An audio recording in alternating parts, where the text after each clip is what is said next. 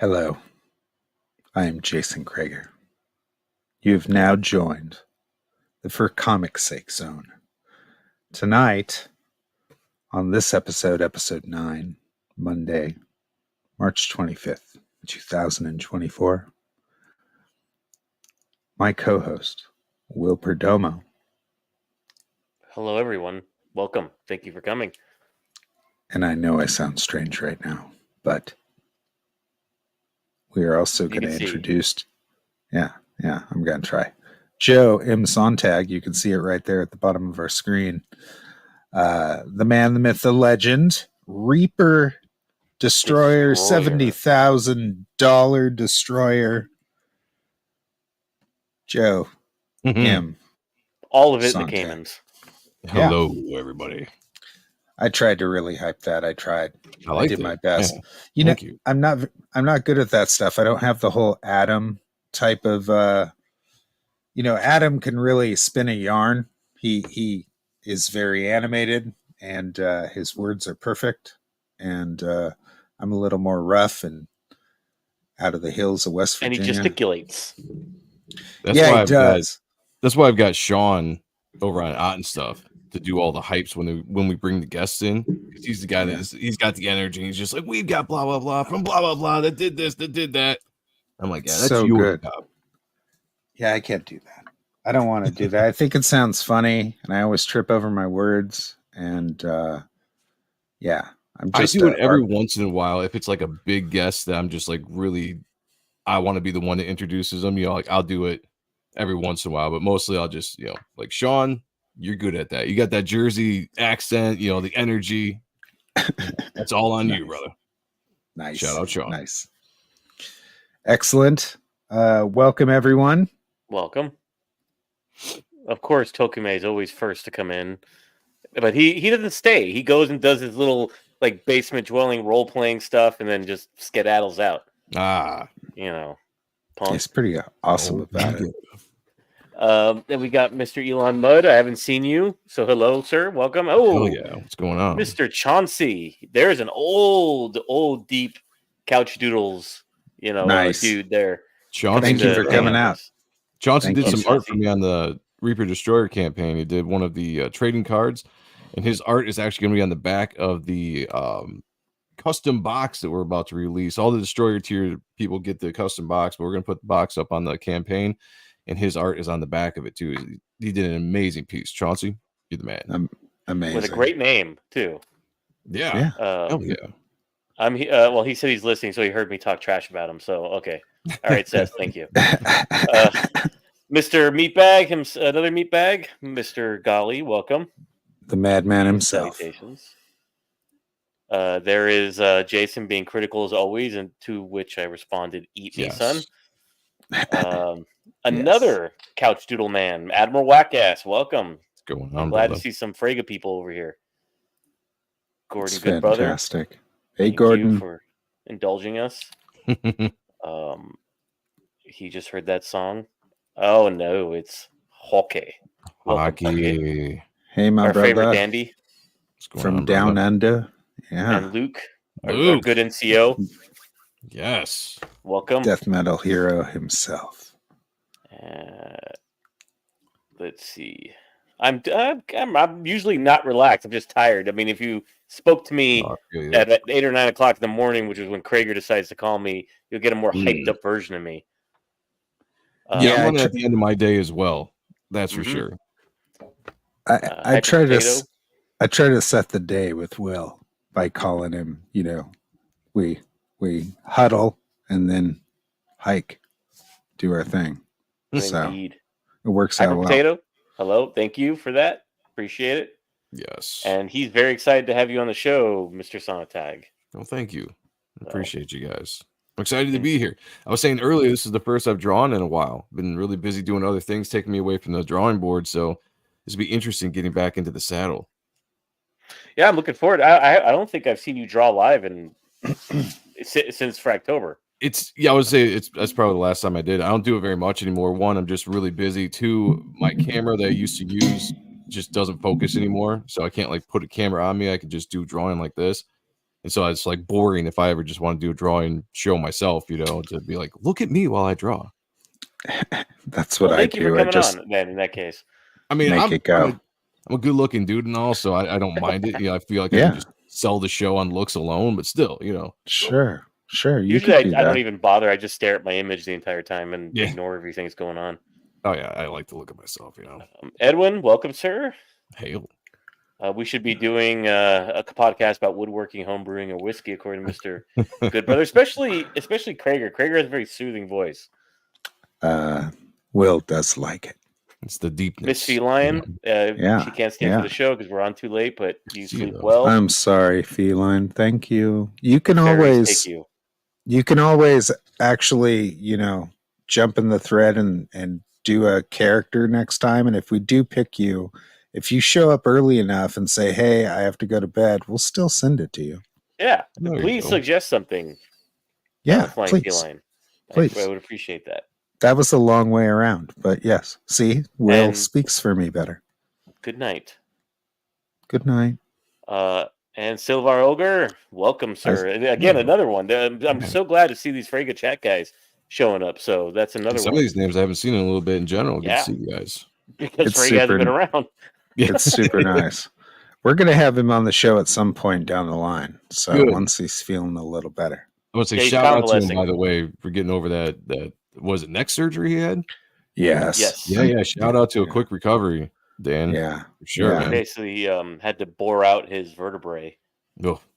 So to make room for his nervous system. Right. So, it was messing with stuff. That's it. Yeah. That ain't easy. But I spoke to him maybe 2 days ago. He was functional. He was just in a lot of pain. So, but functional is the most important part. Yeah. Oh, yeah. Hell yes. So, yes. Anything could happen in that surgery. I'd rather be able to draw and be in pain than have my hand shake and not be in pain. That's kind of what I've been going through right now. Is we were talking about it right before we went live. Like I've been having a lot of wrist issues over the last year. Some shaking and stuff like that, and it's just could be nerves. I don't know. Could be old. You would know if it was tingly a lot. Oh yeah, my shit's always tingly. I get pain that shoots down my wrists. Have you tried changing the angle of your chair and your desk? I did. I tried a couple different angles to be like a little higher or a little lower, to be a little bit more inclined or declined. I've tried a bunch of different stuff. Okay.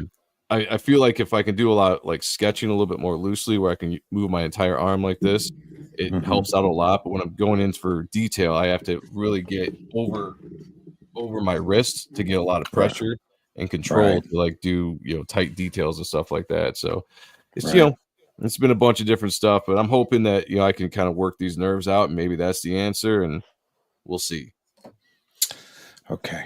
Well, I'm hoping for the best. Thank you. Me too. Everybody's all jacked up. Yeah. Yeah. We're old. That's what it is. And yes, Flying Feline, Rasmani can attest to that. He came in like I think we were right about to sign off to claim his prize. I think he'd fallen asleep and woken up just in time. Yeah, it was cool. It was really cool. I would have found you anyways on Twitter and taken care of it, but it's nice that you came in to claim it. So he's going to be in a pain for a minute. Adam Wackass, you're right. It's going to take about a month to get back to drawing. Oh. Yeah. And yep, we're all glad he made it through. So with that taken care of, I think I'm going to bring up the Wheel of Pain. Oh, Jesus. And so you guys can draw something, and Mr. SONNTAG can just be miserable trying to find the right angle that works. Yes, we'll see. We'll see. All right, gentlemen, are you ready? Ready. As ready as I'll ever be.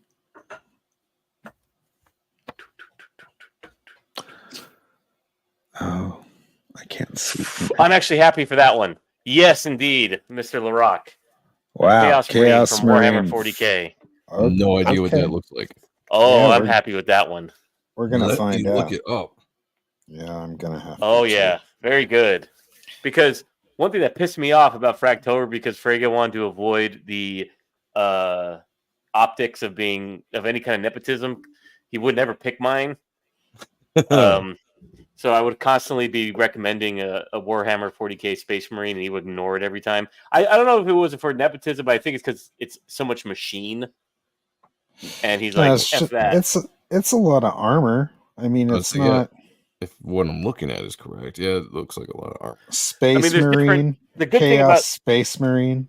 Yeah, the good thing about a Chaos Marine is that he can be very, very varied. I mean, they're not standardized. So there's a bunch of like different styles within. Okay, yeah, they're devil worshippers basically, so they've got all kinds of different variations. Yeah, they're like zombies in armor.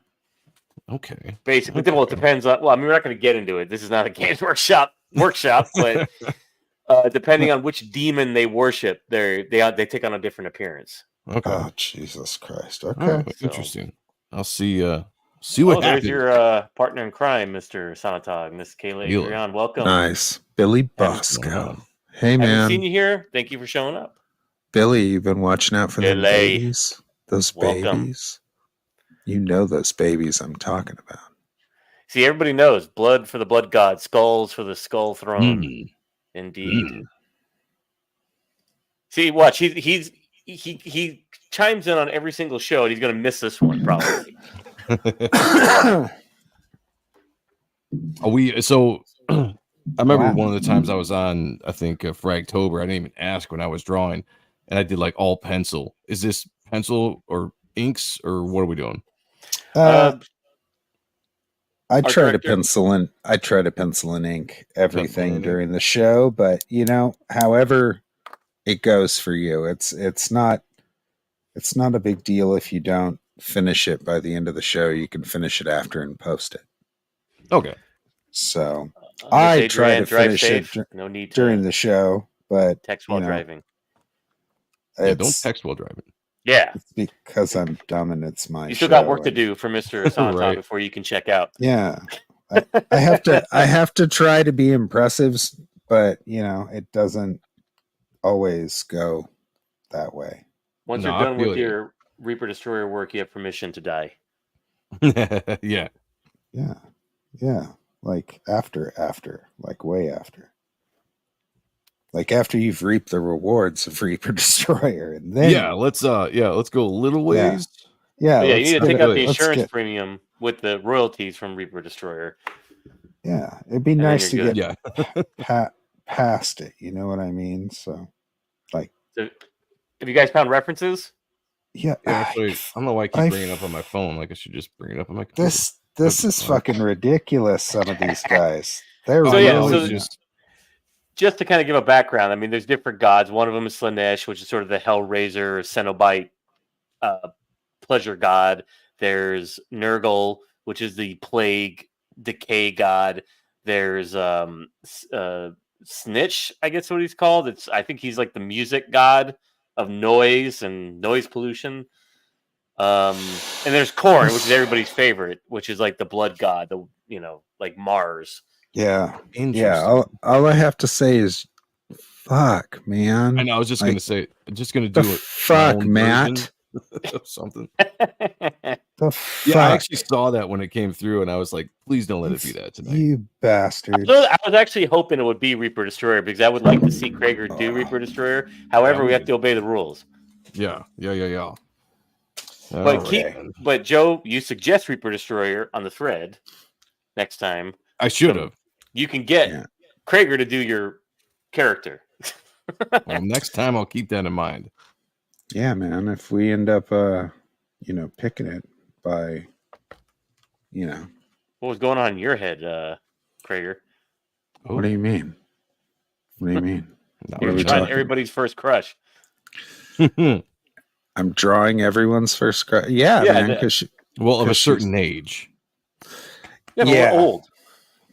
Yeah, she is pretty amazing, man. Like, I think that's just. I mean, we're both the same age, Joe. So it's kind of a cut off, Yeah. You have to love her. Yeah, you know what? I was gonna do a painting, is what I was gonna do. So yeah, exactly, Luke. And I wanted to, do a painting of this, so I had to pencil it out real nice and make sure all the proportions were right. That was awesome. It's close, but I know one eye is a little higher than it should be, and I know that some of the planes of the face are off. And I could fake it, like with watercolors. I can kind of push some things around, but inevitably I know it's wrong. It's close though. It's close enough to get a likeness. So, oh yeah, absolutely. Way better face than I could draw. Like that's really realistic. I don't know. Luke declares that Matt is banned from ever making character suggestions ever again. No, I agree.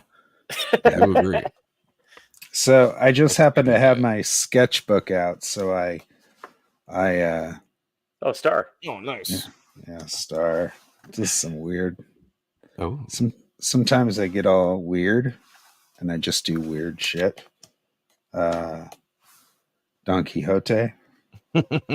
It's the second iteration of Don Quixote. Right, Motherbot. Anyways, and then I like that. Jean Grey. Jean Grey. There's X Kayla's Factor favorite character. Yeah, classic X Factor. Yeah, good stuff.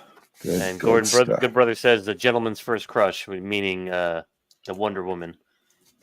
Yeah, man, she's pretty ridiculous. Like, actually, I'd say that Natasha Henstridge in Species was my first crush. Oh, dude, that's a good call. Mm-hmm. That's a good call. And I saw that film just when I'm at that age when I'm like, that's what I'm saying. Yeah, you're embarrassed at liking on the girls. Same wavelength, and then you're like, girls. Yeah, well, she was. I was the right age too for her to kind of just completely blow my world when she was hot for like 3 years. She was like in a lot of big action movies. She was in that Van Damme movie. Yeah, the Van Damme movie. Yep. I remember the movies where she got topless. That's basically it. Like Species pretty and all much that. all of them. Yeah, well, that was kind of her thing, you know. Ghost of Mars. Right. She wasn't topless in Ghost of Mars. I was just going to say that might have been the only one where she didn't show anything. Was Ghost of Mars. Damn, Admiral Wackass, you must be a young man. Shannon Elizabeth in American Pie, also first boobs I saw. Well, I mean, you can't go wrong with that, you know. Yeah, that's for sure. Oh my god, mine was just one of the guys that scene. At the end. Oh, the original. Yeah, the original. You know what I'm talking about, Joe? That scene. Yep, I do. That's really cool. I think my first crush was Linda Blair. Really? That's really common. It seems very common. I know, it's so weird. It was her, so she was just the right age for me at the time when she was in the second Exorcist movie. Like or we like were in Hell Night? we were about the same age, and or near that. And I just had a little thing about her. I don't know why. It was weird. I don't know. I liked how she looked, even though she was a demony, chick. Billy adds Raquel Welch, 10,000 BC, wet bikini, camel toe. That's pretty good too, man. Like it's funny that whenever we bring up this topic, I remember when we'd be on Frega's show and we bring up a topic like this, suddenly the chat, it's like wildfire through the chat. Oh yeah, like bunch of horny men. What the hell? These dudes can't even remember their wives' eye color, but you can remember your first boobs you saw. Like, oh, I remember the first time I saw boobs. Exactly. I don't know. Like my wife's birthday is like the 14th month of the year. I don't know. It's somewhere. Oh man. But Kayla Adrienne makes a good point. Damn, didn't you see Starship Troopers? Yes, I did. And man, Dina Mayer, I had a crush. For being smaller and stuff, pretty good. You know who else I liked? I liked Dolly Parton in Best Little Whorehouse in Texas. Well, I know why you like Dolly Parton. Well, man, come on, Yeah, man, she was awesome. Your first crush was Tommy the Green Ranger, Miss Adrienne? I was just about to say, who said that? Oh, Rudolph. That makes sense. He actually did beat up. I think he did beat up one of the internet lolcows that was trying to challenge him. He's actually a pretty damn good fighter. Luke says Bo Derek in 10. Well, yeah, or Tommy Boy. She was still hot in Tommy Boy. Didn't Tommy die? That Ranger? Isn't that the Ranger who passed Yeah, away? he just recently died. Yep. Like what? 2 Yes. years ago? Yes, Yeah. last year. I can't Very remember. recently. Yeah. What do you mean, Gordon, that Natasha Henstridge is a ringer? What do you mean? Do you guys know what he's saying? A ringer? I don't know, man. Who is she pinch hitting for? I'm not sure. I still don't understand this internet speak. You got me on that one. Okay, so see, which Marine did you choose, Mr. Crager? I'm not gonna fucking tell you. I don't know which one it is. It's a mystery till you see it, but I figured since you're kind of a degenerate, you would have picked like a Slanesh worshipping Marine. You know, that's all into like. I don't know what that means, man. Like, even if you say those fucking words, I don't understand what that means. Hey man, it took me since I was 8 to learn these things. I have no Warhammer experience, which is probably a shame. Me either. And that's fine, but I'm pretty sure I get the feeling we're going for. Mm-hmm. And I think I can do this. So good, very good. I'll say that's all I'm trying to do is get a little bit of a feeling, because I have no knowledge of Chaos Marines. I mean, they look fucking dope. Some of these designs are just insane. This is the kind of stuff I would like put in Hammer if I could, like shit like that. Like Adrian Smith stuff. I think Adrian Smith was a art director at Games Workshop for many years. Oh wow. Yeah, I have no idea who this person is, who I'm drawing. Luke, I'm a Warhammer 40K nerd. Thank you very much. Not a Warhammer nerd. I don't like fantasy battle. Thank you very much. I like the nihilism of 40K. It's what's really funny about Warhammer 40K. It kind of reminds me of Paradise Lost, where Paradise Lost is like the founding myth of the British Empire. I think 40K is the quintessential science fiction of modern day Britain and kind of reflecting on its past. Oh, okay. You know, where you have. No. I don't know. No, I don't know. So I go ahead. Keep going. Well, what I'm saying is that because in Paradise Lost, the hero is obviously Satan, and you have this island of let's face it, governed by Freemasonry, who are essentially rebelling against the Catholic Church and going forth off their little island and causing revolution all over the continent, most notably in France. I sort of see 40K as in that same vein. That's why Anglo writers like Alan Moore and guys like that, and his magician doppelganger, what's the other guy that's like big like him? Jeff Johns, is that his name? No, that's an artist. Who's the guy who's like a magician too? Garth Ennis, Morrison. Not Garth Ennis. It's Morrison. Grant Morrison. Yeah, Morrison. The one that talks like that too, and he's really deliberate, and you're like, shut up, dude. It's Grant. So yeah. He's a they're all very confused magicians. Yeah, exactly. That's why I call Alan Moore a highly closeted magician. Nice. Highly closeted. Yeah, they've that's all interesting. Them British people. So yeah, they're like these little like goblins that went forth from their little island to cause trouble all over the planet. That's all they're doing, causing trouble. Tons of trouble. Yeah, I don't. Can we see? Do you know which one this is yet? Yeah, I know exactly what that is. Those are the magicians. That was awesome. It's funny that you're drawing the magicians. I was just talking about the magicians. So there's like a Chaos Marine chapter whose progenitor is the more psychically inclined of all the founders of the Space Marine chapters, and that's the one that he's drawing, of course. I just found a couple different designs on here, and I'm like, I'll just do a mashup of. Yeah, man. This is. I know nothing. This is fucking crazy. is what this Silvar Ogre. I can skip over Mr. Moorcock, but I can't skip over his name. Those are actually decent novels. I like the Elric novels. It's just when I was a little kid, you're carrying around this book. You're like in 8th grade. Of course, your friends are going to mess with you. Seeing that name on the cover. Right, Elric. No, not Elric. The name of the author. Oh, sorry, Big Cock.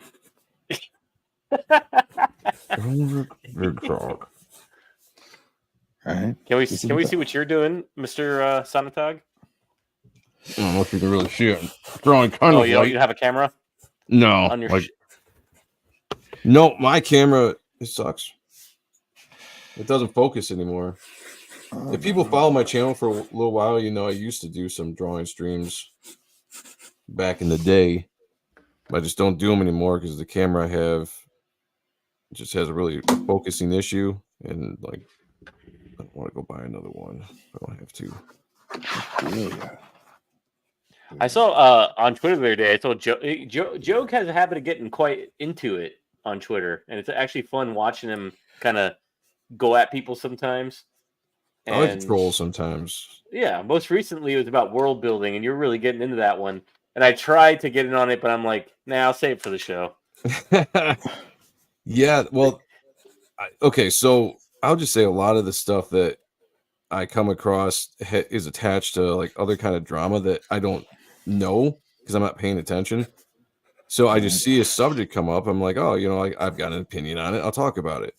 And then I'll comment, and then all the comments are like involving the drama. They're like, oh, well, this person. I'm like, what the fuck are you guys even talking about? It's like, we're talking about world building. Like, so right. There's a lot of the stuff I'm just like, I just don't, I don't care about the drama, but the world building thing, like there was something that I saw Shane post. I was just like, I just don't agree with it.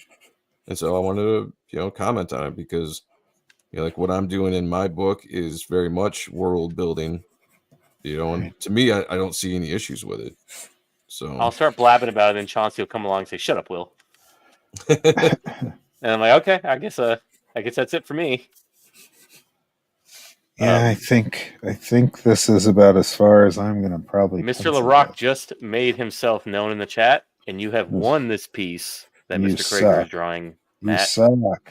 Yeah, none of us are happy about it, by the way. We're not.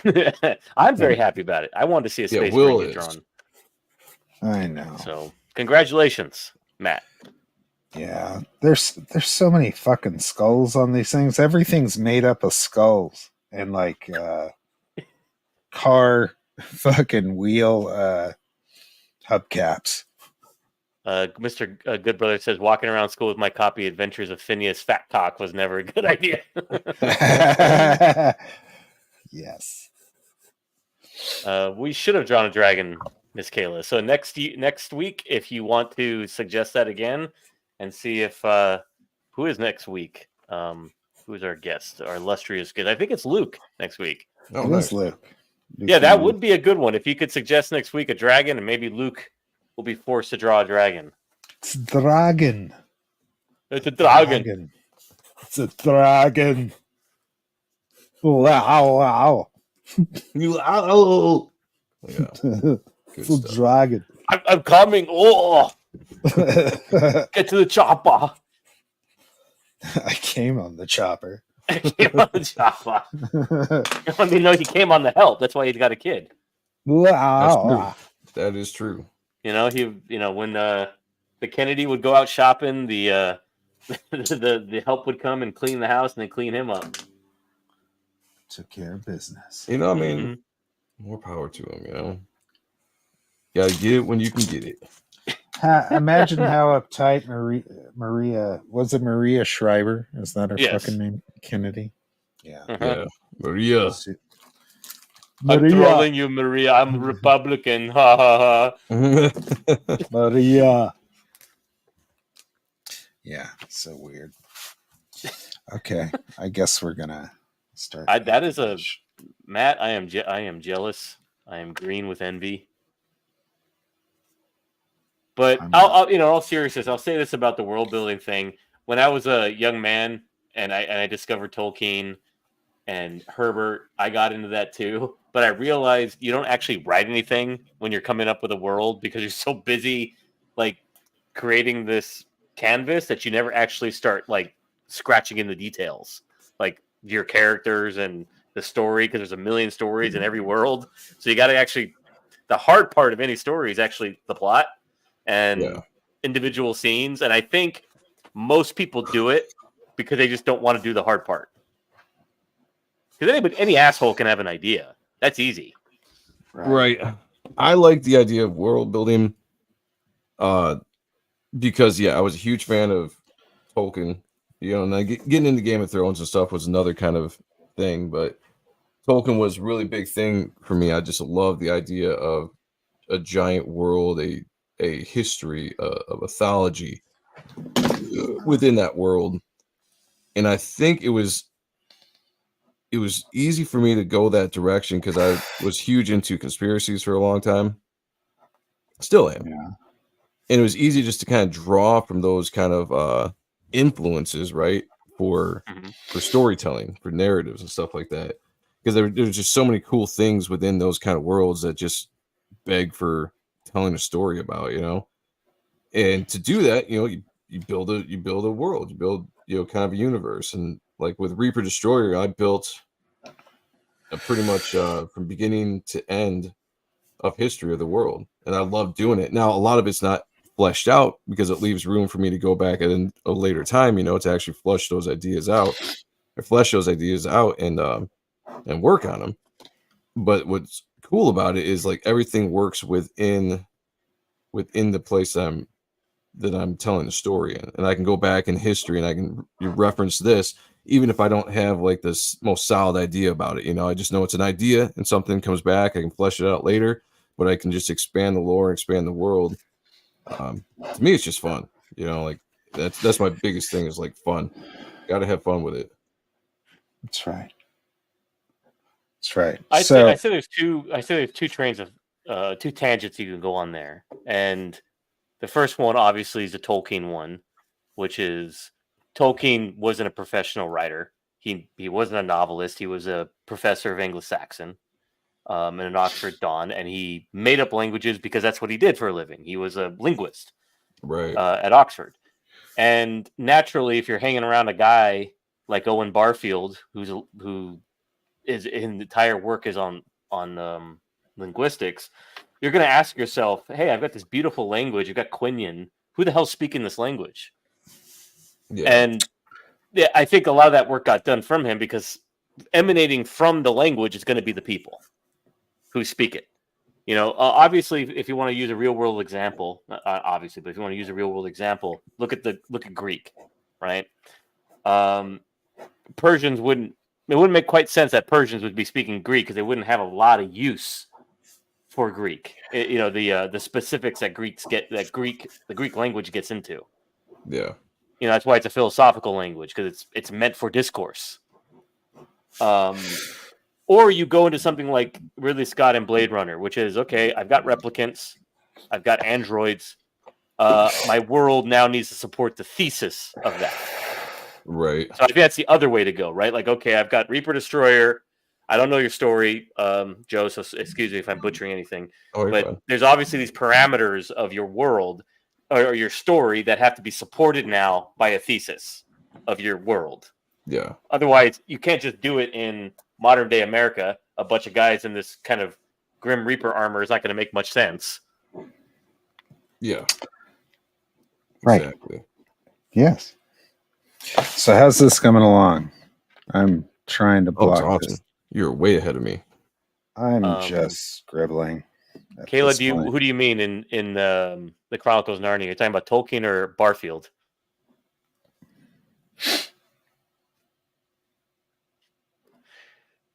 I'm learning High Valerian because I'm a dork and enjoy saying random shit to people. Well, and that's the kind of thing is that I really do, I'm sorry, Kayla, if I'm going to offend you, but I really do not like Game of Thrones because I think it's a little bit too postmodern for me, and it's a bit too nihilistic.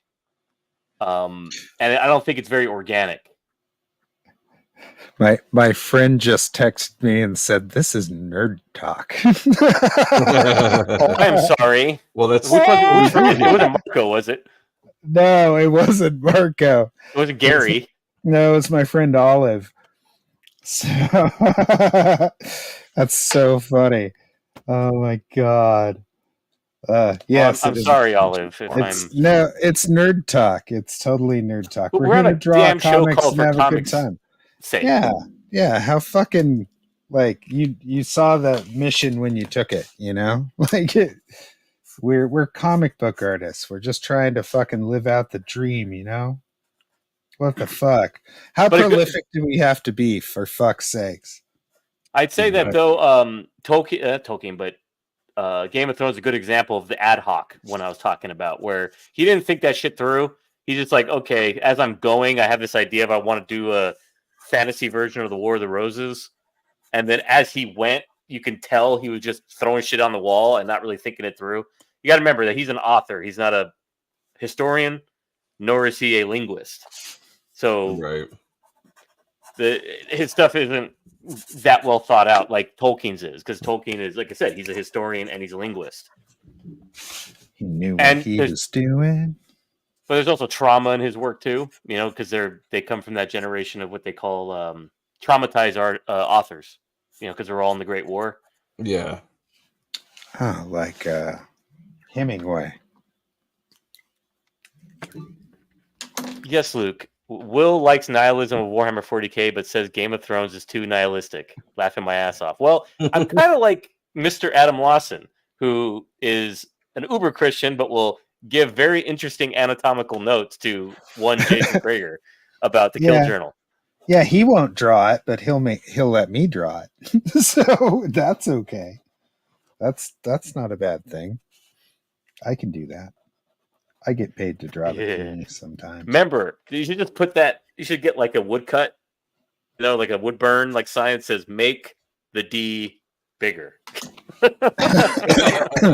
Nice. Yeah, I'm gonna get you that for your birthday. Just like a little, like one of those signs you get at the fair. Like they burn it for you. Yeah, and I could just hold it up every time like Adam's on a stream with me. That'd be great. Make the D bigger. He'd love it. Actually, I'll get one for you and Adam. So it's like, you know, two doves, you know, like two turtle doves. Friends forever. It's so funny. I love that guy. We're friends man. in D. He's so. Oh my god! Yeah, he'd be so mad at me, man. Hope he's listening to this. I doubt it. He's probably busy working. So he works so much, he doesn't have time for us. Our shenanigans. Olive says she says ha ha ha. She loves me though. I love you too. So good to that you're here and able to see us be silly and have a good time and not be too serious. How you feeling about this, Sonntag? Is it giving you trouble? Oh yeah. I keep like I'm like, all right, maybe I'll do this idea. Like interesting drawing characters for the first time you've never drawn before. Stupid Matt Rock, whatever the fuck his name is. Yeah, man. You really kind of stuck it to us, man. Like that's so brutal. How dare you? But I'm doing it anyways. Hopefully it'll come out okay. I'm pretty not sure at this point. So yeah, I don't even know if the character I'm gonna draw is gonna resemble that, but right, closest it is. No, I'm you know what I'm trying to do? I'm trying to do my best like Daniel Warren Johnson, like what would he do type of thing. Like, oh, he'd just make this black and you know, that's what I would use a bunch of whiteout. Use a bunch of whiteout on it. When I actually get to the process of not sketching, this is still Luke says better you than him, Mr. Sonntag. Yeah, I know, right? Yeah, I'd actually like to see Luke draw either this or Miss Adrienne's dragon. I think he'd draw a cool dragon. Dragon. Yeah, I could probably draw a couple cool dragons. I'll say this though, I did the Robert E. Howard route, where he was a big fan of Roman history, and wanted Conan to be this Romanesque adventure, but he was too obsessive compulsive and didn't want to do the research. So he said, "Fuck it, I'm just gonna make the shit up." That's awesome. That's how you do it. I'm doing the same for Meathead in the reverse, which is I'm just gonna sit in the 1980s, so I don't have to make shit up. I can just write the story. That's right. You can just write it from a historic point of view, but there you go. All this fantasticness to it. Yeah, it's a good one. And that's exactly right, Silvar Ogre. That didn't come from Martin. That came from the show's dialect coaches and linguists. Just like in Dune, when they were making up the Fremen and Harkonnen languages, they had to hire linguists. That didn't come from Herbert, even though he was really into Semitic history and this, what would you say, Semitic flavors. Yeah. To me, I took a lot of so a lot of the inspiration for like the story of my book or whatever comes from both kind of like what Tolkien did with creating a mythology for was it Europe? He was kind of doing an idea for, and then taking pretty much like ideas from the Bible and stuff that I had, like conspiracy ideas, I guess you could say, from the Bible and stuff, and putting them kind of all together. And that's why it was kind of easy to come up with an age, because my world kind of closely resembles reality, but also has a bunch of things that would have altered certain things of the past. In certain ways. And when you say conspiracy, what do you mean? Oh, yeah, I mean, in general, like the Christian conspiracies, or the just conspiracies in general? I mean, when you use that term, are you just into like an alternate history of things? I don't understand. I'm just trying to understand what you're thinking. Oh, as far as like not what inspired me, but what I've got in the story. Mm-hmm. It's kind of a little bit altered history, but it really follows real history for the most part. But it follows a lot of like the myths and legends. Like instead of having the Greek gods, so to speak, like I have characters that were portraying the Greek gods, so I play on keeping mythologies of certain mythologies alive, but instead of kind of being where they actually came from as far as inspiration of what we know, I worked it into characters that would have inspired them. Like some people do like fallen angel stuff and things like that. Instead of doing a fallen angel thing, I started making my own characters, stand-ins for like fallen angels and stand-ins for this or that could carry out a similar kind of a conspiratorial history, but that I could build around and have my own mythology. So if I wanted to do a different version of the way this character went or was established in the past or within our mythology, I could do that because it's my own. Are these demons? Would you mean demons when you say like Greek gods, or the actual Greek gods? Like it's actually Zeus. So mine are, there are characters I have called the Elder Sons, and they're immortal characters. They were the original inhabitants of the world that were created before the time. Immortals. Yeah. They were raised, created before the time of Adam. And because they're similar to man as far as in looks go, but they are different because they have more powers. And primitive man or younger, at the time, the budding religions and stuff of the world would start calling them gods. So they pose as like the Greek gods, the Egyptian gods. Okay. So like Elohim, kind of essentially. Yeah, exactly. Yeah, exactly. Yep. So if people know what I kind of go, I don't go in a lot of detail with names because I don't know if anyone ever knows really what I'm talking about when I say like the Christian. When I say conspiracies, it's more or less than not. I would say a better word is esoterica. There you go. Yeah. Because conspiracy with people's brains, they'll say like you just like David Icke stuff, like lizard people, right? Yes. But what you mean is more esoterica stuff that you have to be a real Bible nerd to know. Yes. Yeah. Like Luke mentioned with the Book of Enoch. Yeah, exactly. There you go. Yeah, Book of Enoch stuff. I mean, if anybody's into that kind of stuff, so all the Nephilim and like all that stuff, it's kind of like that. Mm-hmm. Yeah. These The cherubim. That's right. The Orthodox Church does recognize the Book of Enoch. It's just not part of the Septuagint, but they do say read it on your own.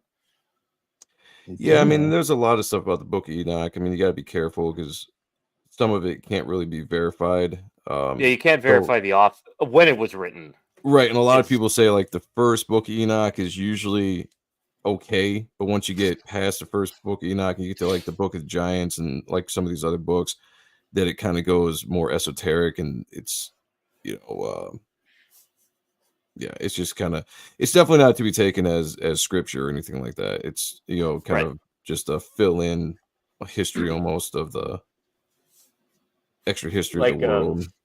Protestants will say it's a heretical book, but like I said, the Orthodox Church would see it as just like Luke said, apocrypha. But however, it is recommended that you read it at home, and they don't read it at church. Right? Yeah, exactly. That's like the biggest thing. That's so. But like I said, it depends on what denomination you are. If you're, like I said, if you're Protestant, they're going to say it's heretical. Yeah. Yeah. Good thing I'm a heathen. Yeah, but I lecture you too. Nah, that's fine. I wasn't born a heathen. I became one. So it's awesome. Like my parents baptized me and all that stuff, and I didn't burst into flames. Oh, that's good. So, what are your thoughts on the Ethiopian Bible, Luke asks, which is the oldest copy of the Bible on earth? Well, I know that Enoch was in that version of the Bible. I mean, they are still Catholics, so it's not like they're heretics. They have books that are not in the Bible. They still have a canon. Yeah. I mean, I'd say they're the oldest Catholics. Sounds like shit. No, I got no problem with it. You know, I haven't really researched much of it except to know that it's one of the only Bibles that still kind of has, or still has a Book of Enoch in it. Mm-hmm. But that's pretty much, I guess, my extent of knowledge on that goes. But again, they're not some sort of like weird group of people. Like I said, they are in communion with Rome. Oh God! Wow, how'd we end up here? Drawing weird, fucking chaos shit. Chaos demons. Is that what? Talking trash about George R.R. Martin and annoying one person in the chat about it. So when I worked at Avatar, man, I used to have to answer the fucking phones, and R.R. Martin would call every once in a while. Oh, nice. Because he worked for Avatar, and I had no idea who he was at the time. Like the same thing with who you gave the old bagels to? Harlan Ellison. I didn't know who the fuck he was when he called either. And Harlan Ellison was, oh, dude, he totally talked shit to me. He was like, you don't know who I am? It seems like he would just be talking shit as like a matter of greeting people. Yeah. Yeah, it was straight like that. What do you mean you don't know who I am? And then he just straight went into telling me who he fucking was. What do you mean you don't know him? Get a library card, kid. What's the matter with you? Exactly. That's exactly how it sounded. Like, it was awesome. So I was like, okay. And then by the time he was done reprimanding me, he went, you can call me Uncle Harley. Reprimanding me? Reprimanding. Yeah, he basically reprimanded me for not knowing who he was. I mean, that's pretty much what Harlan Ellison, aside from being like a guy who wrote a shit ton and had a great imagination, he was a great shit talker. Yes. He was very silver-tongued, and he was quick. He was quick to fucking throw down if there was any. Like, he was feisty when I told him, like, I didn't know him. Like, he didn't know me either from Adam. Like, I'm Jim answering Cameron, the phone. I think you owe me a couple bucks. And now even the Terminator says, you know, that he's got a credit in the Terminator credits. He does. He does. Because they straight up stole that story from him. Oh, really? Yeah. He wrote, there was a short story that he had written, and the idea of the Terminator comes from a Harlan Ellison short story. Wow. Mm-hmm. I did not know that. Yeah, they paid for that shit. So in the long run, yeah, he's probably one of the most influential science fiction writers to have ever lived. Yeah, just for sheer volume of stuff you wrote. Yeah. He's he wrote almost as much probably as L. Ron Hubbard, except it wasn't shit. Yeah, exactly. L. Ron Hubbard just wrote piles of shit. They were so bad. That's why I own so many of his books. They're great. They're just terrible. They're great for like propping up furniture because they're so thick. Exactly. I'm not gonna pretend like I've read any of those. I mean, you don't need to go. You can live the rest of your life, Joe. Play with your kids, enjoy your family. No need to read that. Us losers can read it for you and tell you in 3 sentences that you're wasting your time. There you go. There you go. That's unnecessary. Go watch Battlefield Earth. At least that's amusing. So I used to. Earth. Oh yeah, I remember that movie. I used to work with that girl Olive when we worked at Michael's together, and we were both in the frame shop, and she was my boss, and you couldn't imagine the stuff that we had to frame, but one time I actually got a bunch of Scientology certificates, like from a bunch of different people. And this is when I was in Glendale briefly.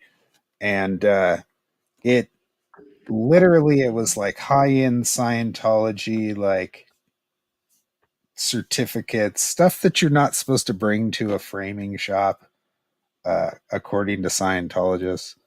And it was just weird to see them in real life.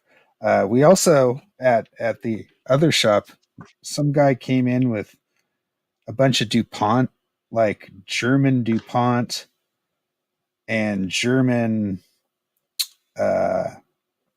mustard gas and cyanide canister, like certificates and stuff like that from World War II. It was all like straight Nazi stuff. And we had to, frame that stuff for him. But he was a Nazi like historian, so that's why he had all that stuff. He taught that stuff, and we used to get all types of weird stuff. I got a coitus blanket one time that was covered in paint. If you know what that is. Yeah, isn't it some like new agey thing where they just kind of, they do coitus on it and they kind of make art as, by the motions of their bodies. Correct. So they didn't have to tell me that's how it was made, but it was kind of bizarre. It was definitely biohazardy. Yeah. Who knows what you were touching on there, buddy? Oh, exactly, man. So it was pretty funny. Seminal fluids, all kinds of discharges. Oh, sure. Yeah, bring it to the fucking frame shop. We'll frame it for you. Let the punk rock dude at the frame shop handle all this. Handle all my my excretions. The broken punk rock guy at the frame shop. Oh my god! Exactly. What a bunch of degenerates! Like, how much to have him sniff it? Yeah. Exactly. They take like a drag off their clove. So dumb. So funny. Anyways, yeah, we used to have to frame all types of weird shit. It was weird. I had a girl one time bring in her booty shorts that she used to wear so that they could be framed for her dad. Why? Okay. Because she was retiring them. Yes, but I don't okay, maybe I don't want to make the connection in my head, but I guess she used to wear. I guess she didn't. Dad didn't like her wearing them. She wore them anyways, and then when to be nice to her father, she decided to not wear them anymore. So she was going to frame them and give them to her father. Money well spent, I guess. The weirdest shit, man. That was just weird. Like, exactly, Luke. I agree with Luke.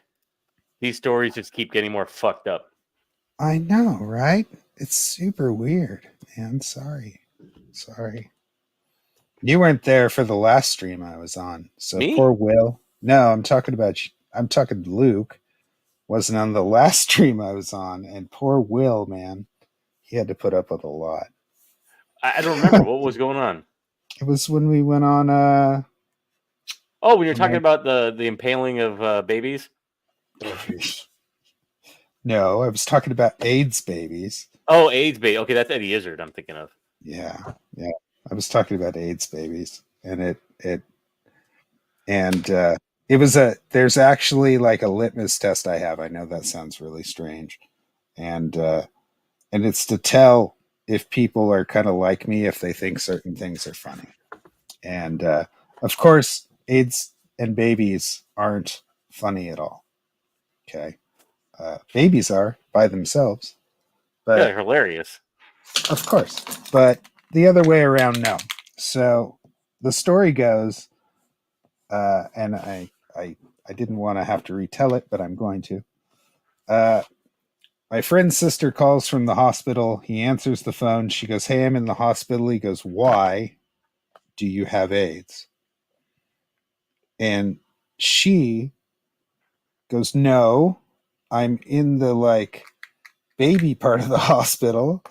I'm pregnant. I'm having the baby." And he goes, "You're telling me the babies have AIDS?"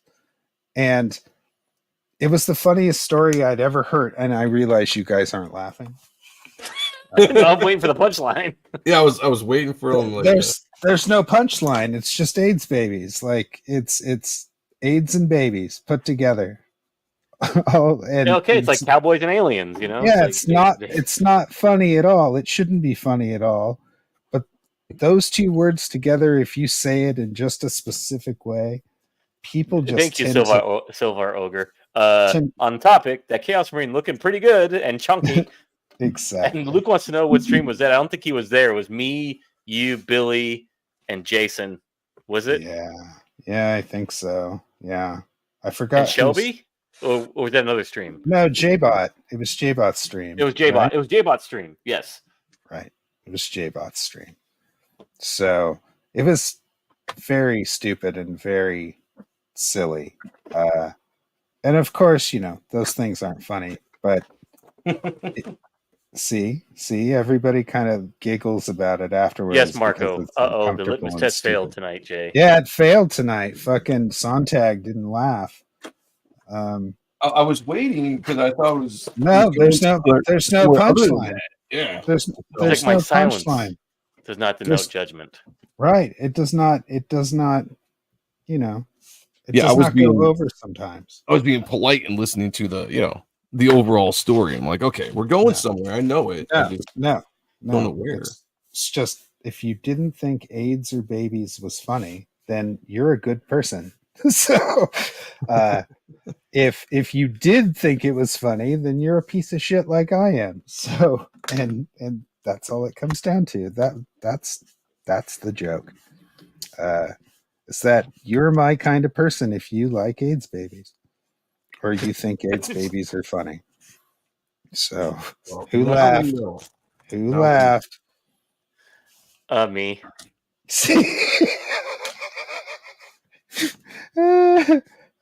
Sorry. Anyways, I realize how terrible it sounds. Like it makes me sound insensitive.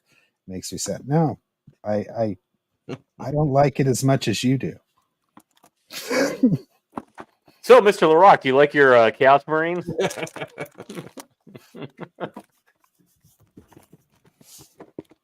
I don't know, man. I was woefully unprepared. All this shit. I'm curious what SONNTAG looks like. Well, that's kind of a mess. I'll say that. Oh, there we go. Yeah, I don't know. Are you inking yet? Yeah, I jumped into let's just jump into the inking. Maybe I'll just make this more of an inked sketch than what I was going for originally. I don't know. What evil prompt, Mr. Ogre? What's the most evil prompt you've ever heard of?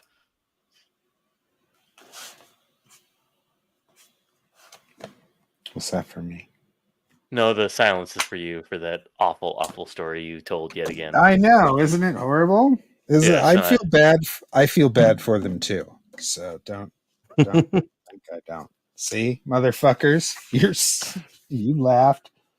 So I feel bad for it, like all the time. And of course, My friend did this all in the middle of having a meeting at work, like in front of his staff and everything else. So he's talking to his sister, and he literally said that shit out loud in front of his entire staff.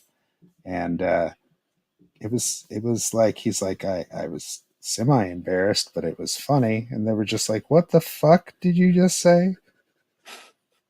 AIDS babies?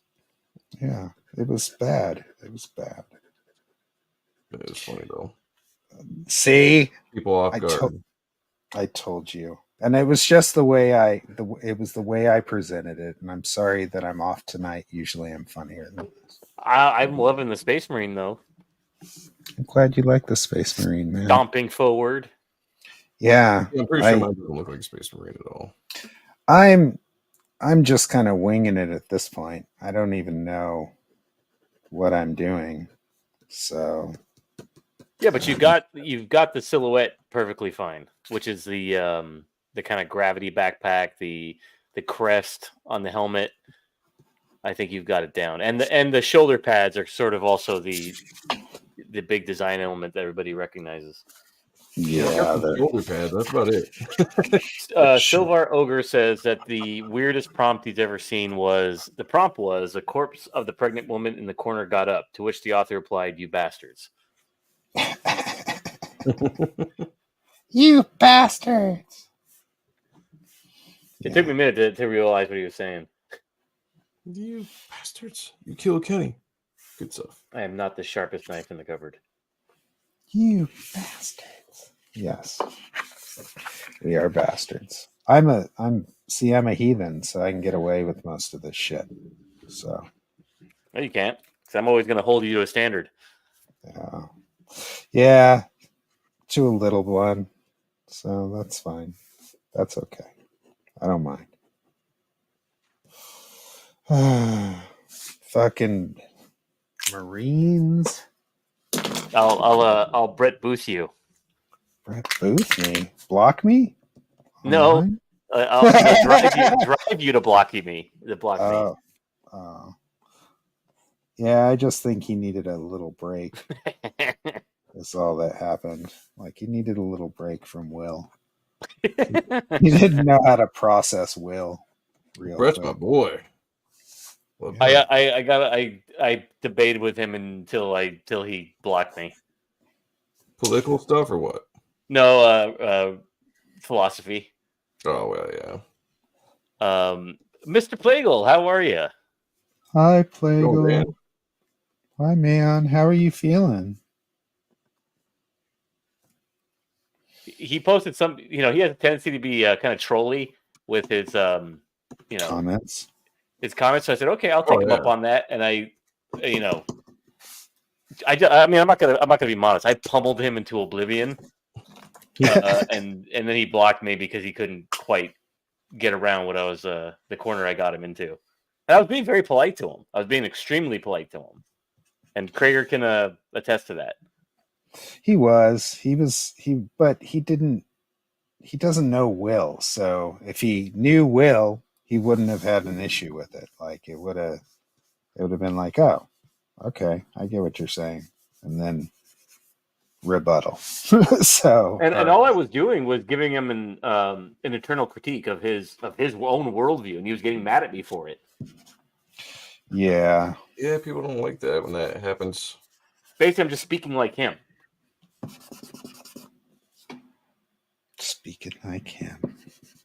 And he tried to do this one thing where he's like, "Oh, your Christianity is dumb." I'm like, okay, fine, I grant you that. Tell me why it's bad. Right. like tell me what bad means and good means if in a physicalist universe. And that's where the argument started going. And he kept trying to use words like good, moral, immoral. I'm like, no, Brett, you don't get to use those words. I'm sorry, you can't smuggle in a transcendental like that into a physicalist universe. I was being more of an atheist than he was. I find that the arguments that they all use is the same talking point arguments. And if you know how to counter those arguments, you can usually trip them up pretty easily. Well, the problem is they're used to debating like Baptists and Protestants who are also Baptists and Protestants are essentially atheists who just smear God on top. Right. And they're easy to make fun of, and they're easy for atheists to target because they're stupid most of the time. I'll agree with that. Like there's yeah.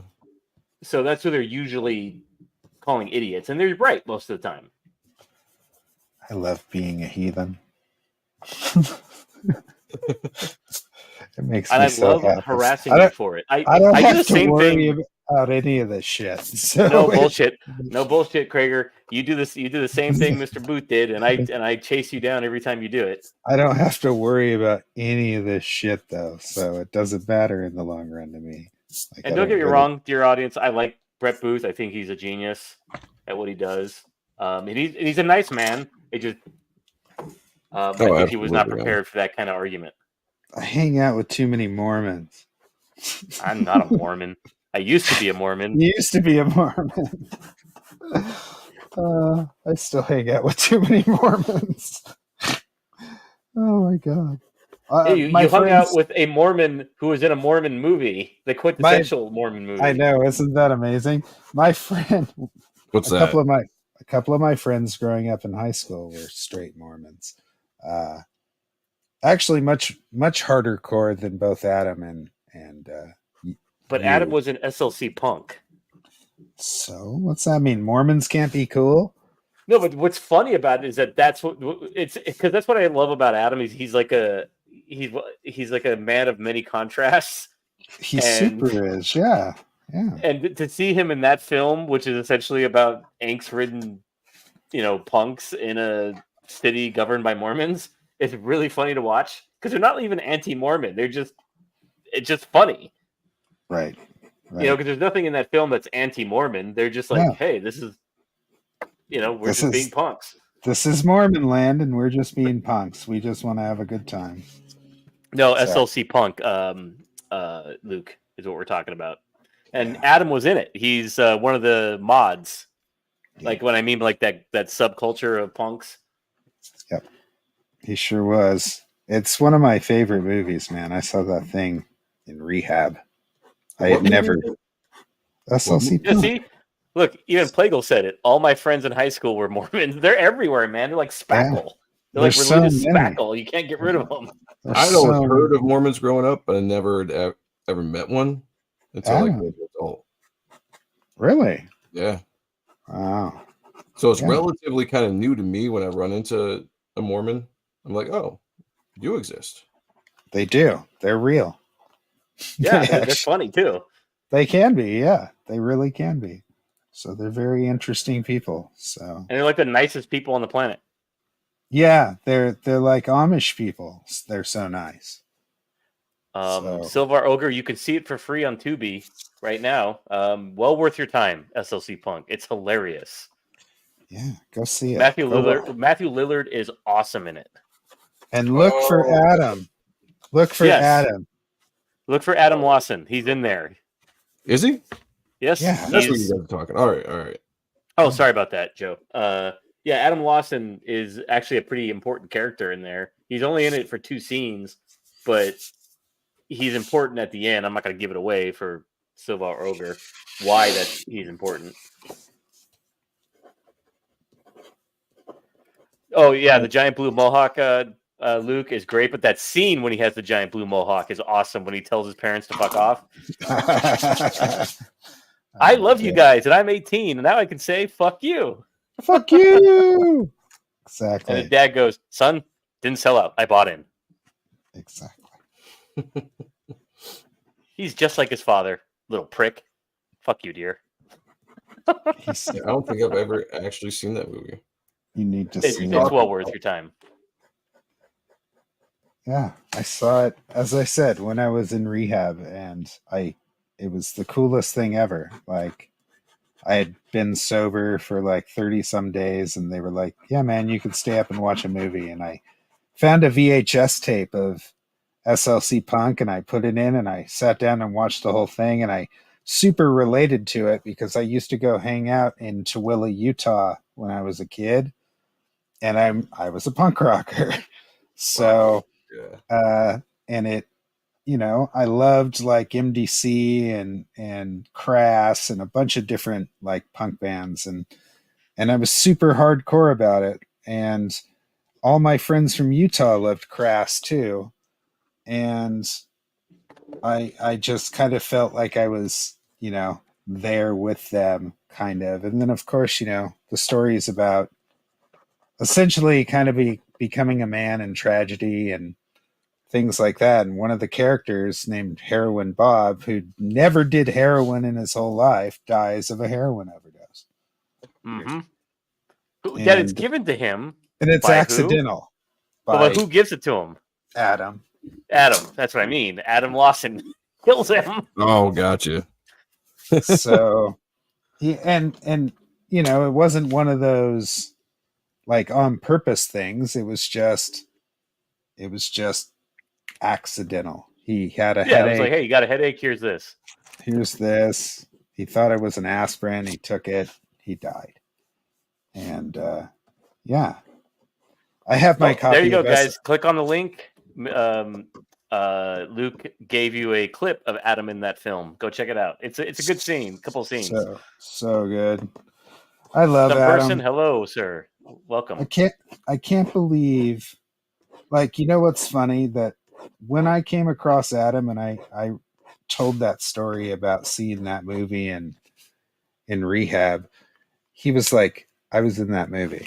And I was like, what? And he goes, I think this is serendipitous that I was in that movie and you know who it was and that you love that movie. And so I'm going to hire you to do Kill Journal. He met his wife through that movie. Like I guess one of the people who did all the got the actors together for the movie, the talent agent director. She was the casting director's assistant. So, and they were trying to like hire on Adam to one of their agencies. Oh, wow. Romy, welcome, buddy. Yeah. Thanks for coming in. Yeah. So it was interesting that, like, not only, he met his wife there, like, I serendipitously, like, saw that thing and it made such an influence on me that I was like, I get to work with him later. You have no idea how much I, like, love that guy because he was in that movie. And it's the stupidest, like, little B movie ever. And now I actually didn't know love that little Mormon prick to death. I do. Yeah, I didn't know he did any acting at all. That's pretty cool. Oh yeah, he acts. He produces. He I should have known, but dude, he's had huge Netflix shows that he's helped produce and shit like that. Like he's the real deal, young man. Yeah, he's the real deal, man. Like he's much more accomplished than I am in any way, shape, or form. A genuinely kind and nice person too. Right. Yeah. Super. I've always enjoyed having him on the show. Usually, we're always talking about his comic projects, Right. Well, he'll talk your ear off at that. Yeah, I would say some of the other stuff doesn't really come up. Yeah, he doesn't focus on any of that stuff. It's always moving forward. Yes, Luke, you're right too. He also directs commercials and music videos. Mm-hmm. Exactly. I do a lot of the, I did a lot of the, for last year, the storyboards for a bunch of his commercials. Oh, nice. Yeah. So how are we looking there? I'm in a little bit of suspense there, Joe. I think it looks like shit. That's just me. I'm not happy with mine either, but I think it gets the job done. I would say, like, I went to Matt. Are you in the chat? What do you think of your Space Marine? Because that's what matters, not Crager's opinion. Yeah, I mean, he has a lot of armor on, so it really makes it hard to pose him really well. Yeah. Well, it's like it's the I'm gonna get you sucker conundrum. How did you go to the bathroom with that shit on? Exactly. Yeah, I don't know. You got another case of OG. Yeah, I might redraw this at some point, but I'll send this one to you, Matt. He just kind of came in and said, "Hey, I'm here," and then took off. Okay, bye, Matt. Probably. Who knows? Yeah, this is coming out as a straight sketch. I look up and I'm like, oh shit, the inking has already started. I'm still just kind of sketching away. Yeah, I'm kind of quick. I don't really Yeah, I don't try to think too much about it. If I get there, like halfway there, or, I mean, I can always, so I work so fast that if I screw up, it doesn't matter if I have to do it again. well, there you go. Like Well, that's my thinking. I've always been pretty slow. Well, hurry up. Like get yourself faster so that you can screw up. Yeah, if you screw up quicker, it's easier to fix it than it is to make it perfect the first time. Also, he doesn't need to pose. He's got so much armor on that he's invulnerable, so he can just stand there. Yeah, I should have probably just gone with that, you know, but like I started having like all these ideas. Like that's the thing. You start looking at references online and there's so many different friggin' things. All of a sudden, like all these different ideas are popping in your head at once. Right. I'm like, oh, I could just do a combination of this character. And then eventually I start drawing. I'm like, hi, this doesn't look like anything like the characters. Yeah, Was there's the sorry, go ahead. Go ahead. Go, bud. It's off topic. I had a question about Reaper Destroyer for Joe. Was the image that Dale produced a digital image or a hard copy? It's a hard copy for the cover. I was originally supposed to get that, but I'm not sure what's happening with that anymore. Did you buy it from him? It was never part of the deal, and it was one of those things where I wasn't expecting to get it, and then all of a sudden one day he's like, "Oh yeah, I'm gonna send it to you," and I was like, "Oh cool, man, well, thank you, I really appreciate it." And it just never happened, and I would like bring it up maybe like one other time, and he'd be like, "Oh yeah." He's like, I'm still planning on sending it to you," and I'm just like, he probably just got buried by something. Yeah, and I was just like, I'm gonna stop bothering because I just don't want to keep being like, hey man, So if it ever happens, cool. If not, What was cool though is I got I got it colored by Joe Chiodo or Chiodo. Chiodo. His original colorist. Yeah, he was the original colorist, and he did that by hand. So I printed out a version of Dale's art on the kind of board that he wanted to work on, and I mailed it off to him. Oops. Oh, nice. And he did that physically by hand, so I've got that, which is cool. So nice. I've got the original painting, which was like acrylic and watercolor. Yeah, dude, I love that. I made sure to barter my cover away from Crager. Barter? Who?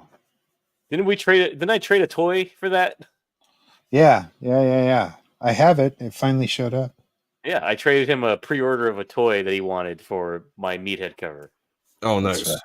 Yeah, it was an expensive toy, so it's a badass cover, and it's a badass cover, so it works. It worked out. I think sometimes people, and I'm including myself in this, forget to kind of talk about the possession of the physical copy of the cover when you're getting somebody when you're commissioning somebody, and that really has to be worked into the deal, right? Because a lot of guys they'll resell this, they'll charge whatever they charge for the cover, and then they'll sell the original, which I'm fine with as an artist. Go make money. Yeah, is it the image or image plus original? Right. That's you've got to always remember. Like when you're talking to somebody, be like, is this the price for just the image, or what's the price for getting the physical copy as well? Yep. Thankfully, I get the original copy of Rob Willis's cover. Nice. And I get the copy of the Nick Patera cover for JBD. Really? Yeah. When did that happen? When he drew it. I asked him for it, and he said he'd give it to me. And he will be on next month. Yeah, motherfucker's going to have to hand it over at some point. Yeah, you're going to hassle him for it next month. Nice. I might have to hassle him for it. I haven't because he's been super busy, and I didn't want to bust his balls. So... He's a good guy, and I don't want to give him too much shit. I've got a lot of Crager art now that I think about it. I mean, there's still how many incoming? You have a few, man. Like, you have at least 2 here currently that are. Oh, dude, that's awesome. Yeah, 2 11 by 17 pieces, and then you don't get the pages of Meathead. you get. Oh, and we might do another promotional piece with Quan, right? Yeah. Was that? I mean, was of that course, everything? there's gonna be pages. I go, can I buy that one? Right. He's gonna try to cherry pick the pages before the rest of you. Yeah. Yes, Matt LaRock says it looks badass. See, then that's all that matters. Yeah, and if you guys go check in the main, I don't know why my words aren't working today. Outside the main chat in the biography of this show, or the bio, there is a sign up list that Adam sent me for JAWBONE DEATH 2. Mm-hmm. So you guys can sign up for JAWBONE DEATH 2. And hopefully my wrenchies can like throw it in the chat so that we can see what's going on. The nerd talk has turned to God talk, Adam said, or Marco said. Yes, it did for a minute. So we're good. We're good. So it's okay. We're like, I'm okay to have conversations about anything. I don't have same thing. problems with having hard conversations. But you can't. The one thing that happens usually when people are having hard conversations is they just start being shitty. Yeah. And if you start being shitty, then that's not constructive. There's no way to really have a conversation. It's okay to be different than other people and believe different things, because you're not going to hurt each other just because you believe different shit. So nobody can really hurt you for believing in different shit. So, so it never has to be a fucking issue. Like, it's like somebody not liking your favorite band, okay? Like, it's not a big fucking deal. Some people would think that's even worse. Yeah, I know. People get crazy about that shit, but yeah, they'll kill you over that. It's not that big of a fucking deal. Like, really with the music, I think everyone they're so emotionally attached to what it is that they like, that it's just like they can't understand how you can't feel that same emotion, well, it's just because I don't. It's just not everybody feels the same way. Like, I loved 90s music in the 90s, but given the hindsight of listening to it now, they just sound like they were in pain. Like, I still love the 90s. But that being said, it just sounded like they were traumatized and in pain and needed a fucking hug or something. Like, in hindsight, right? It doesn't it doesn't make that music bad. That I'm not in love with it now the way I was when I was an angstful teenager. But, it's good to have that perspective. I like having that perspective. I don't have to be in love with something that I was in love with as a child. Like, I'm grown up now. Oh yeah, I mean, tastes change over the years, I mean, like, my musical taste has changed wildly over the years. My opinions on like the things that used to affect me emotionally, or that I would connect with emotionally, has changed. Sure. When I was younger, you could always find things to be mad at, whether it was relationships ending or things you perceived to be unfair in your life. When I was doing music, it was real easy to pull from the things that I was angry at to write songs about. And then eventually, you grow up, you start becoming happy, you have a family, and you kind of run out of things that you're like, I'm not really angry at a lot of stuff anymore. So you start writing music about other stuff, because your tastes change, your experiences have changed, Yep. No, I know it. And my same thing with my art.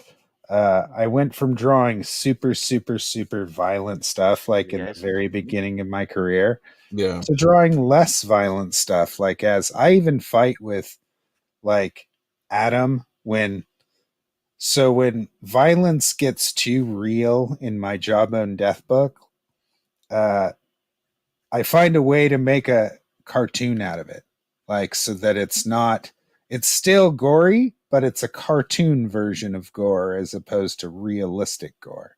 Gotcha. Yeah. And that's how I justify doing really like gory stuff when I'm doing this. Like if I was to do a scene where I had to draw somebody like gutting another human being, like I could viscerally show that step by step and have all the guts like pour out of it and stuff like that. Right. But I could also do the same thing in a silhouette and still make it work, and it just as traumatic, and it doesn't have to show all those guts and be like so fixated on all that stuff. Back in the day, I would have drawn every ounce of gut and visceral, disgusting ickiness, but now I'd prefer not to in some cases. So I'm more interested in storytelling and the flow of the story than I am the details of everything now. So, and I think I'm a better artist because of it. Not every piece of art I draw now has to have some crazy violent thing happening in it. It can be beautiful. And I like that. Oh, I like that for sure. I like being able to tell a beautiful story every once in a while. So, yep, no, I get that for sure. A lot of stuff I do, I like the simulation.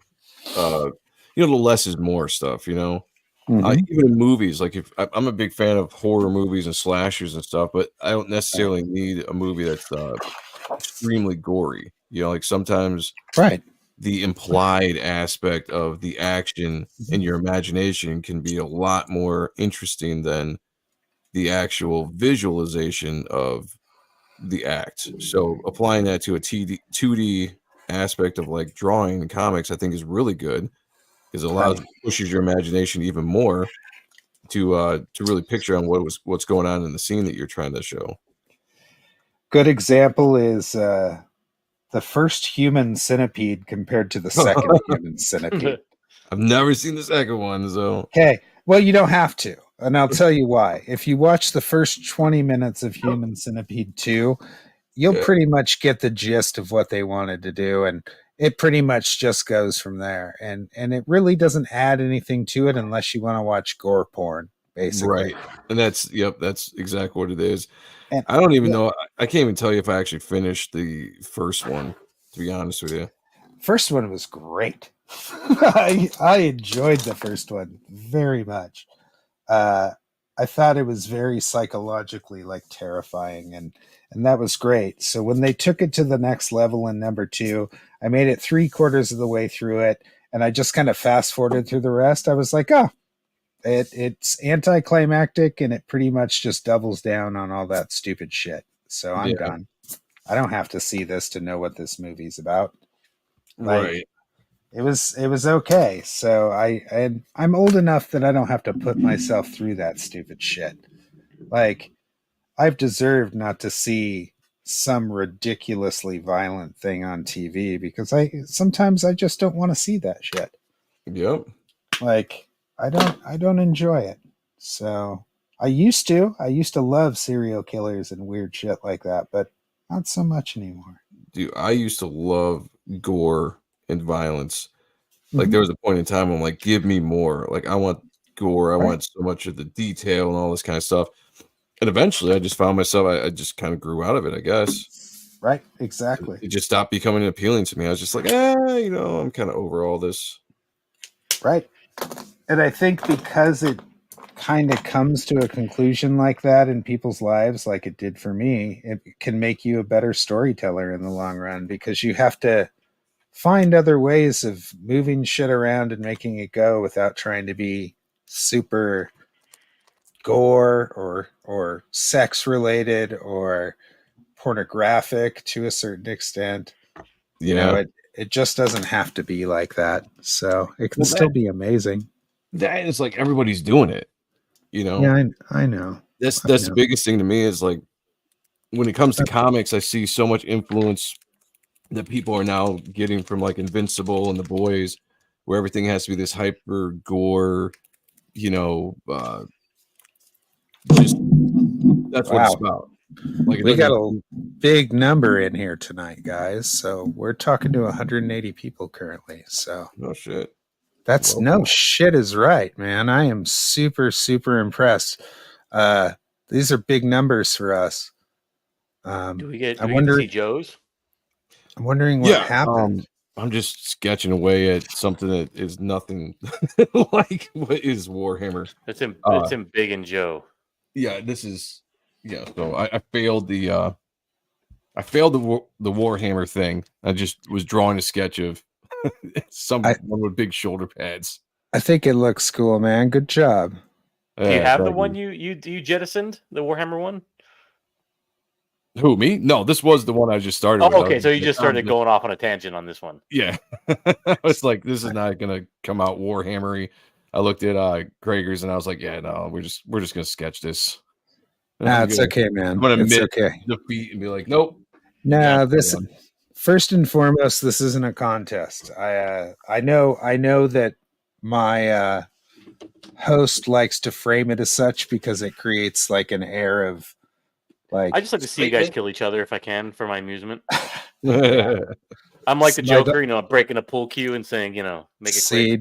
See, I told you were Caesar. Stop it. Anyways, it all makes sense now.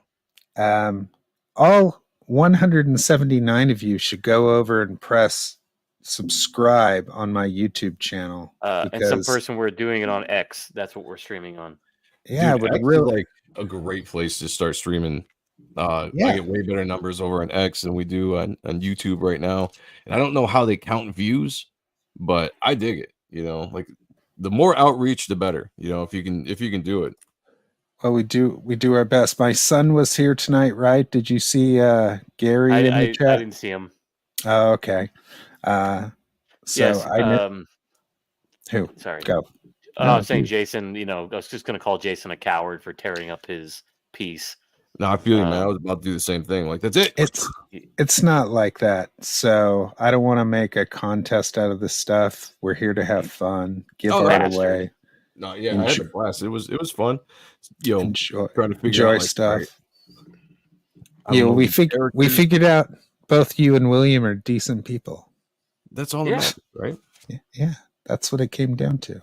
So is that you're both decent and good human beings that deserve love. I don't try. I just happen to be that way. Yeah. I was just born that way, So we all deserve love. You're all good enough. All 182 of you and the 2 here with me. So remember that, all of you. Mm-hmm. As David Cho says that, by the way. All the time. You know who David Cho is? I was just going to say, Cho Show, that famous graffiti artist. David Cho. I'm sorry, I wasn't vandalizing property, Crager, when I was a young man. Oh my God. That draws a blank for me too. I'm sorry, I was a decent law-abiding citizen. Yes. He was on Joe Rogan podcast. He was on, go look up David Cho, you fuckers. I don't mean to be brutal to you. He was on that Drug Addicts podcast? Yeah. You're a piece of shit. I don't think I've really watched enough Rogan. Right. No, you should look up David Cho, dude. He's a very accomplished artist. Yeah, baby. No DMT. Nobody's doing DMT. Alpha Brain. Alpha Brain. Yeah, screw that stuff. I like to be in control of myself. Discount code Rogan. As much as I can. Is that shit real? The Alpha Brain stuff that he talks about, or is that an AI? It's real. Thing? That's so dumb. I just stick with my own other nootropics. Fair enough, man. I use coffee, or caffeine. Yeah, both those things work for me. I just huff. I just huff the keyboard spray. Paint cans. Yeah, and I did a lot of stuff when I was younger. Nothing like that. I huffed gasoline when I was a kid one time. That shit gets you high as fuck. Good Lord. I just like to take my own hair and put it in a bottle, burn it, and huff it, because I get high off my own bullshit. See, now that I can see. That's brutal. When I start pumping my own methane, that's going to be a problem. That could be. I cannot believe there's 182 people here.